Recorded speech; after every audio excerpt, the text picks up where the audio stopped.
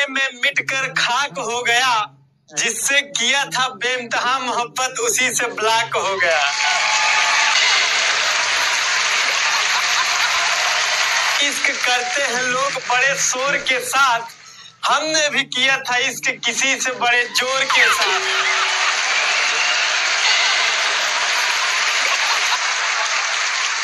लेकिन अब हम करेंगे इश्क गौर के साथ, क्योंकि कल अपने ही महबूबा को मैं देखा था किसी और के साथ।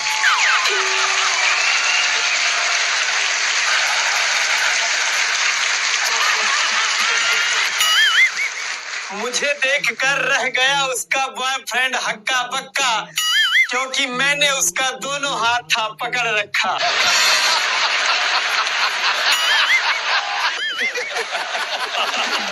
वो रो रो कर मुझे छोड़ने को कह रही थी, फिर मैंने नजरें उठा के देखा तो उसकी नाक बह रही थी।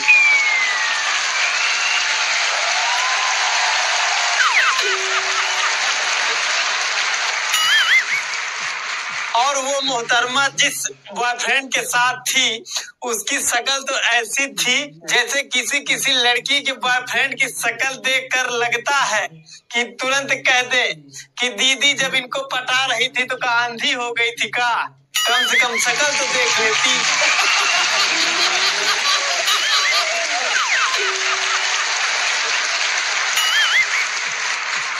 अच्छा, पतियों को घर का हेड कहा जाता है, लेकिन ये भूल जाते हैं कि गर्दन तो पत्नियां ही होती हैं। जिधर गर्दन मुड़ेगी उधर ही हेड भी मुड़ेगा।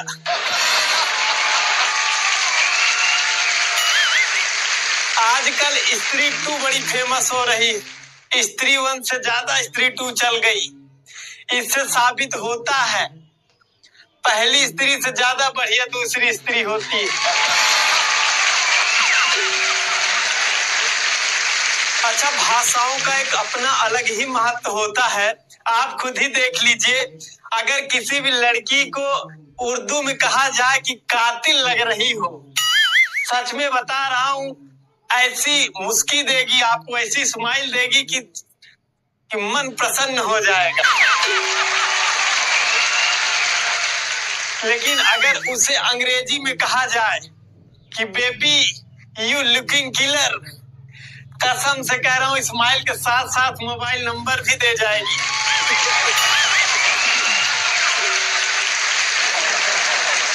लेकिन अगर गलती से उसको हिंदी में हत्यारिन कह दिया जाए, कसम से बता रहा हूँ तुरंत चप्पल से मारेगी, उसके बाद धारा 377 लगवा के अंदर कराएगी।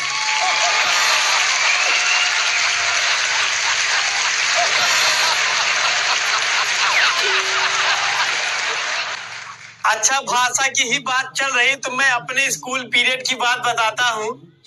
मेरे हिंदी वाले सर मुझको बुलाए और 20 रुपए दिए, बोले बेटा दुग्ध शर्करा युक्त हिमगलगोट लठ लेके आओ। अब मैं कंफ्यूज,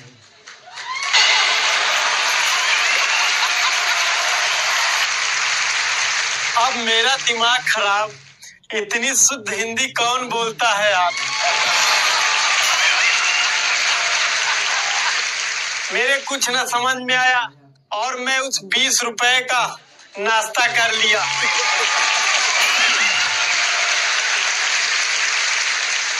घर गया, मैं बांस का एक लठ ला के दे दिया।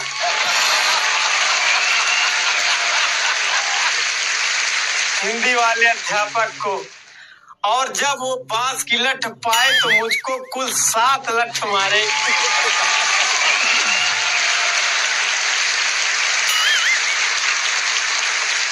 तब जाके बताए कि मैं आइसक्रीम की बात कर रहा था।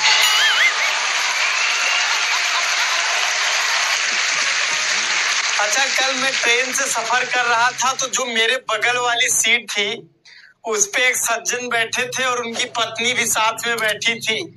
तो शायद वो खाने में चटनी पराठा या ऐसा कुछ करके ली रही होंगी। तो उनके जो पति देव जी थे वो बोले कि आप चटनी बहुत अच्छा बनाती हैं, कैसे बनाती इतनी अच्छी चटनी। तो कह रही है कि जब मैं चटनी बनाने लगती हूँ तो आपको याद कर लेती हूँ। तो कूटने में आसानी हो जाती।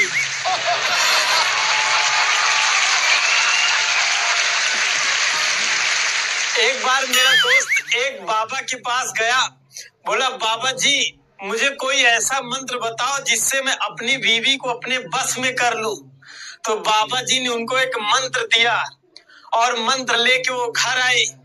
1 महीने बाद फिर बाबा जी के पास गए तो बोले बाबा जी मेरी बीवी तो मेरे बस में नहीं हुई, लेकिन मेरी पड़ोसन मेरे बस में हो गई।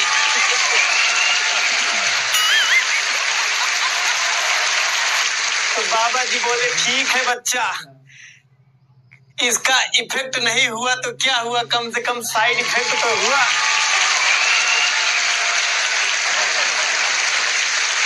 अच्छा, पहले दुकानों पे लिखा होता था कि ग्राहक हमारे भगवान हैं, तो देवताओं वाली फीलिंग्स आती थी।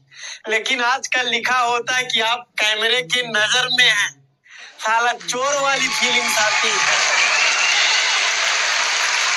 अच्छा, मैं सिंगल होने के साथ साथ बेरोजगार भी हूँ। तो एक बार मैं रोजगार की तलाश में मैं गया इंटरव्यू देने। तो वहाँ जो मेरा इंटरव्यू ले रहा था वो मुझसे पूछा कि अच्छा रेडियो और अखबार में कोई 2 अंतर बताओ। तो मैंने उन्हें बताया कि सर रेडियो में समाचार के साथ साथ मनोरंजन भी कर सकते हैं, अखबार में सिर्फ समाचार मिलता है। तो उन्होंने पूछा कि दूसरा अंतर। मैंने कहा सर अखबार में हम पराठा भी लपेट के यात्रा में लेके जा सकते हैं, रेडियो में नहीं ले जा सकते।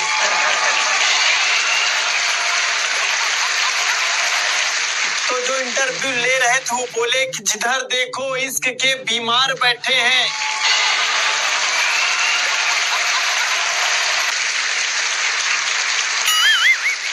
हजारों मर गए लेकिन अभी भी लाखों तैयार बैठे हैं। ये साले बर्बाद होते हैं लड़कियों के चक्कर में और कहते हैं कि बेरोजगार बैठे हैं।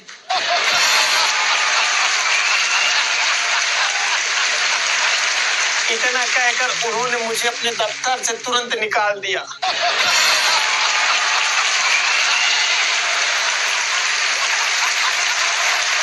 तो कैसा लगा ये वीडियो? अगर अच्छा लगा हो तो कमेंट बॉक्स में कमेंट करके जरूर बताइएगा और अपने दोस्तों तक शेयर करना बिल्कुल मत भूलिएगा। अगर आप चैनल पे अभी नए हैं तो चैनल को सब्सक्राइब कर लीजिएगा। मिलते हैं एक नए वीडियो के साथ, तब तक के लिए जय हिंद।